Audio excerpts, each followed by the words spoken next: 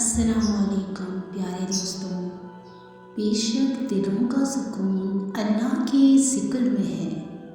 اللہ پاک آپ کو ہمیشہ خوش رکھے اور تمام مشکلات اور پریشانیوں سے محفوظ رکھے۔ بعض دفعہ صبر کے کچھ گھونٹ اتنے کڑوے ہوتے ہیں کہ زندگی بھر کی مٹھاس چھین لیتے ہیں۔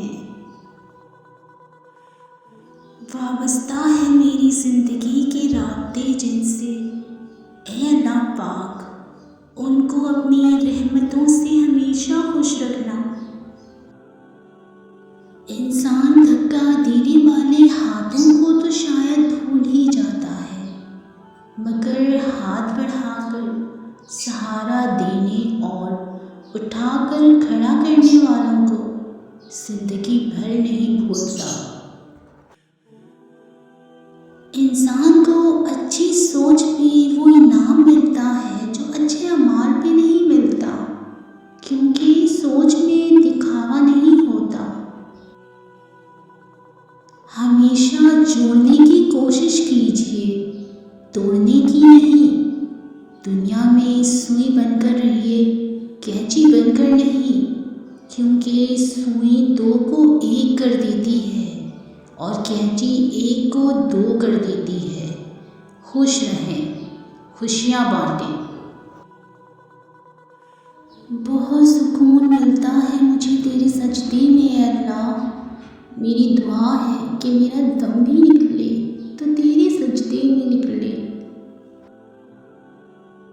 عبادت ضرور کیجیے مگر معاملات پر بھی توجہ دیں۔ کعبے کے چکر لگانے سے لوگوں کو دیے ہوئے چکر معاف نہیں ہوتے۔ درد کا سجدہ ہو اور اللہ نہ ملے، ایسا ممکن ہی نہیں۔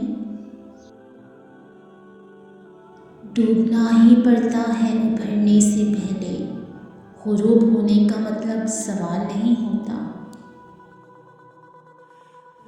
دو اعمال ایسے ہیں جن کا ثواب کبھی تولا نہیں جا سکتا، معاف کرنا اور انصاف کرنا۔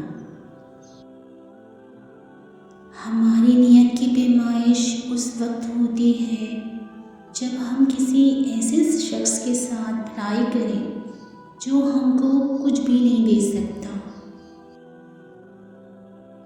اپنی نیکی چھپانا آپ کی سوچ کا امتحان ہے، دوسروں کا عیب چھپانا آپ کے کردار کا امتحان ہے۔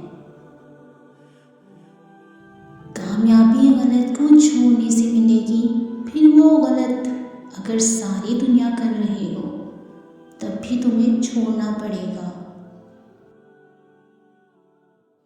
سورہ نوح ہمیں یہ بتاتی ہے کہ اللہ کی محبت کے بغیر تم زندہ نہیں رہ سکتے۔ اللہ کا حکم سنو، اللہ سے ہدایت مانگو۔ اگر تم اللہ کی نافرمانی کرو گے تو اس کا عذاب سخت ہوگا۔ جب دل اداس ہو اور وجہ بھی سمجھ نہ آ رہی ہو تو سورہ رحمان پڑھ لیا کرو، دل کو سکون آ جائے گا۔